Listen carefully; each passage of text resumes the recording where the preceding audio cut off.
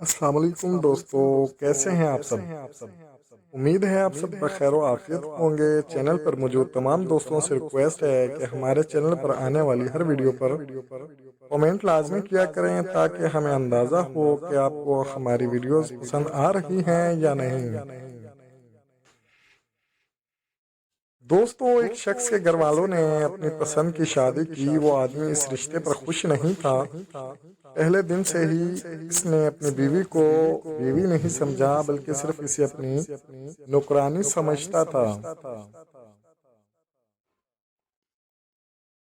کبھی اس نے اپنی بیوی سے ہنسی مذاق نہیں کیا، بس ہر وقت وہ اسے صرف روب کے ساتھ کام بتا دیتا اور بیوی بھی ایسی صابر کہ حکم سنتے ہی اس کام میں لگ جاتی تھی اور صبر کر کے اپنے خاوند کے کاموں میں لگے رہنا اس کا شیوا تھا۔ بیوی کا ظالم خاوند تھوڑی سی غلطی اور کوتاہی پر اسے بہت مارتا اور پیٹتا تھا۔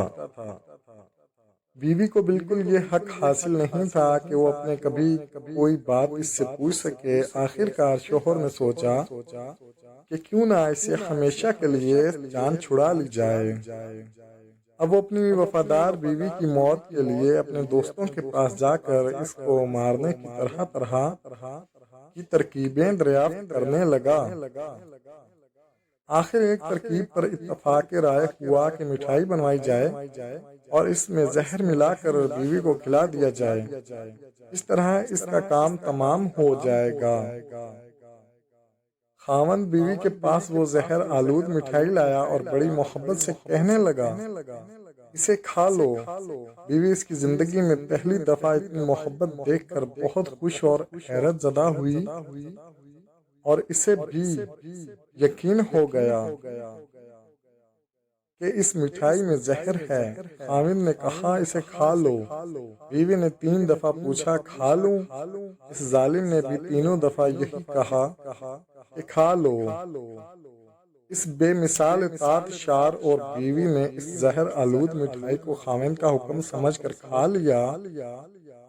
خیر، وہ ظالم خاوند باہر چلا گیا اور دوستوں کے ساتھ جا کر بیوی کی موت کی خوشی کے جشن منانے لگا اور اس کی موت کی خبر کے سننے کا انتظار کرنے لگا کہ ابھی اس کی موت کی خبر آئے گی۔ وہ یہ سوچ ہی رہا تھا اور اندر اندر خوش بھی تھا۔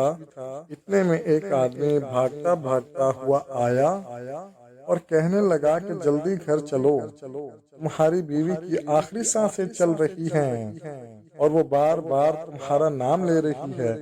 جب یہ ظالم خاوند گھر پہنچا تو بیوی سامنے پڑی تھی، منہ سے جھاگ بہہ رہی تھی، موت کی جنگ لڑ رہی تھی۔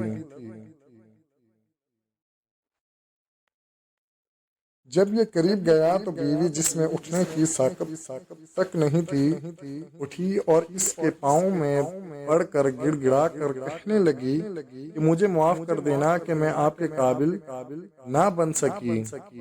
قصور سارا میرا ہے، میں آپ کی خدمت بھی نہ کر سکی۔ اور اس کی طرف ٹکر ٹکر حسرت بھری نگاہوں سے دیکھنے لگی۔ اس کی آنکھوں میں آنسو تھے کہ رکنے کا نام ہی نہ لیتے۔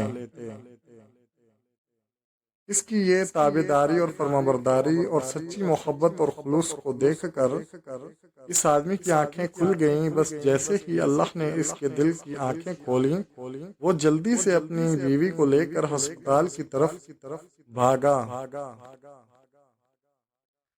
ڈاکٹر نے جلدی سے اس نیک دل خاتون کا معدہ واش کیا، سارا زہر نکالا اور وہ آدمی بھی اللہ کے سامنے گڑ گڑایا اور اپنی کوتاہیوں پر اللہ کے حضور معافی مانگی۔ اللہ کا کرم ہوا، اس کی بیوی بچ گئی۔ وہ اپنی بیوی کو بڑے اعزاز و اکرام کے ساتھ گھر لے آیا۔ دن بدلے بیوی کا صبر رنگ لایا۔ اب وہی خاوند جو دوسروں کے سامنے اس کی بے عزتی اور نوکرانیوں والا سلوک کرتا تھا، نہایت اکرام و اعزاز کرنے لگا۔ پہلے ان کے گھر جو بھی لوگ آتے تھے وہ ان کے سامنے بیوی کو نوکرانی کہتا تھا۔ اب وہی آ کر اسے پوچھتے کہ تیری نوکرانی کہاں ہے؟ تو وہ کہتا ہے، وہ سامنے میرے گھر کی ملکہ بیٹھی ہے، اب میری زندگی بہت پرسکون ہے۔ تو دوستو ملتے ہیں اگلی ویڈیو کے ساتھ، خوش رہیں، آباد رہیں، سلامت رہیں، مسکراتے رہیں اور خوشیاں بانٹتے رہیں۔ اللہ حافظ، اللہ نگہبان۔